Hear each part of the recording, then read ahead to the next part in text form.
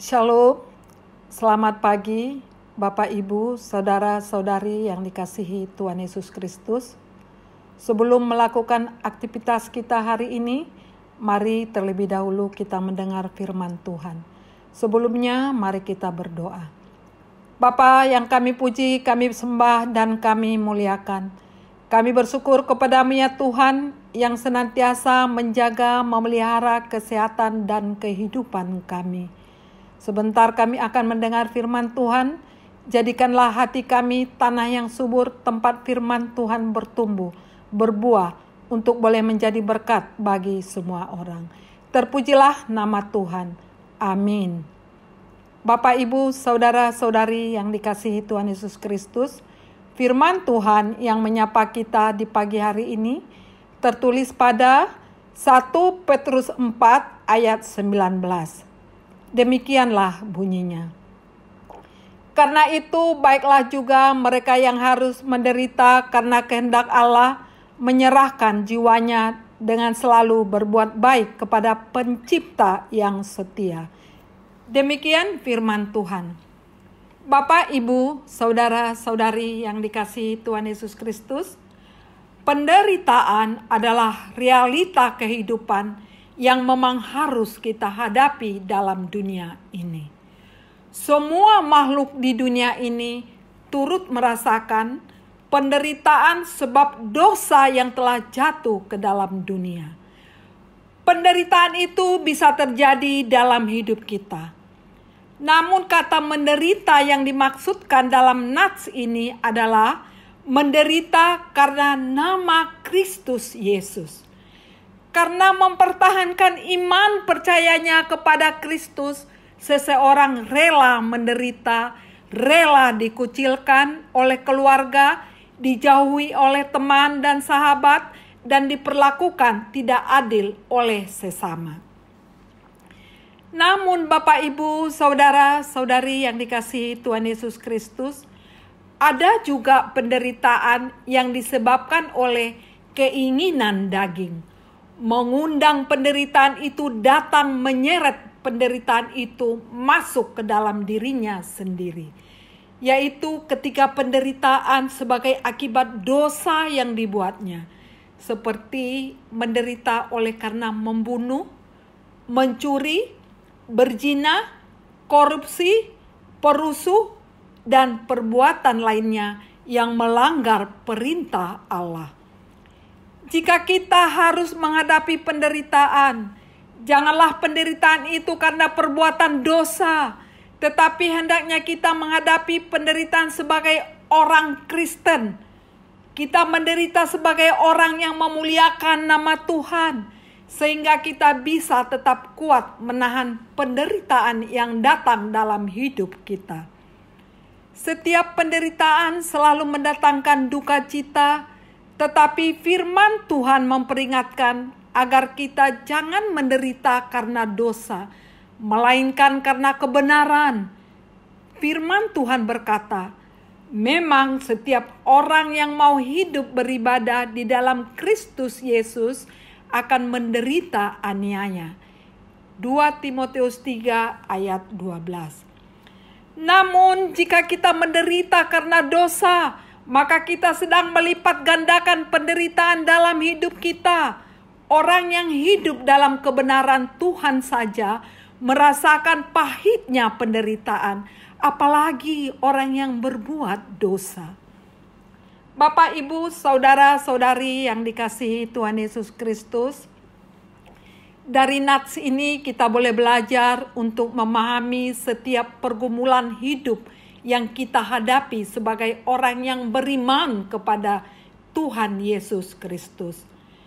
Bahwa pergumulan merupakan ujian, yaitu ujian kepada ketangguhan iman, bukan untuk membinasakan. Jika itu ujian, maka penderitaan itu menjadi berharga bagi kita, sebab berguna untuk meneguhkan iman. Kita percaya bahwa Tuhan menjaga kita jika Tuhan mengizinkan penderitaan itu datang, sebab Roh Allah ada padamu. Roh Tuhan yang akan menguatkan dan menghiburmu untuk dapat melalui masa-masa sulitmu.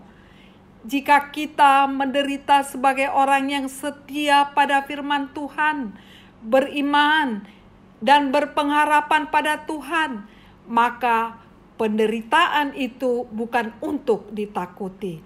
Sebab Tuhan adalah kekuatan kita, dan penderitaan itu pun hanyalah sementara, hanya sebatas ujian saja. Menerima penderitaan sebagai penghayatan akan pengorbanan Kristus akan memampukan kita melalui segala kesukaran, sekaligus semakin mendalami keimanan kita kepada Tuhan Yesus. Maka dalam penderitaan itu kita dilayakkan untuk berbahagia dalam iman.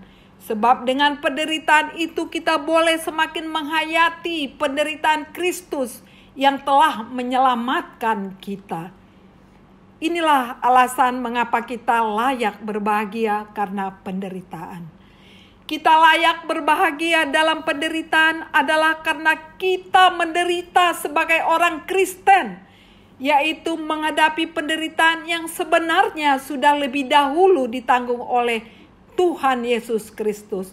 Dan Tuhan Yesus sudah mengalahkan penderitaan itu. Rasul Petrus menasihatkan kita melalui ayat renungan pagi ini. Karena itu baiklah juga mereka yang harus menderita karena kehendak Allah menyerahkan jiwanya dengan selalu berbuat baik kepada Pencipta yang setia. Apabila di antara kita banyak pribadi yang harus menderita karena Yesus Kristus, maka bersukacitalah dalam namanya. Percayalah bahwa Yesus yang sudah mengorbankan diri di kayu salib sudah menebus segala dosa kita. Ia telah menang maut, kebinasaan, dan kuasa kegelapan dari dunia orang mati sudah dikalahkan. Karena itu Bapak, Ibu, Saudara-saudari yang dikasihi Tuhan Yesus Kristus, seperti apapun penderitaan yang kita alami selama kita hidup di dunia ini, kita mau diingatkan bahwa pada akhirnya tubuh kita yang fana ini akan kembali menjadi tanah. Tetapi jiwa kita akan kembali kepada Tuhan. Maka janganlah kita mengorbankan keselamatan jiwa kita hanya oleh karena menyelamatkan tubuh yang sementara ini. Padahal penderitaan di dunia ini pun sebenarnya Tuhan izinkan tidaklah melampaui kekuatan kita, namun hanya sebatas ujian yang pasti bisa kita hadapi. Maka selama kita hidup, tetaplah menyerahkan jiwa kita kepada Tuhan. Seperti doa Tuhan Yesus di kayu salib. Ya Bapa, ke dalam tangan-Mu kuserahkan nyawaku.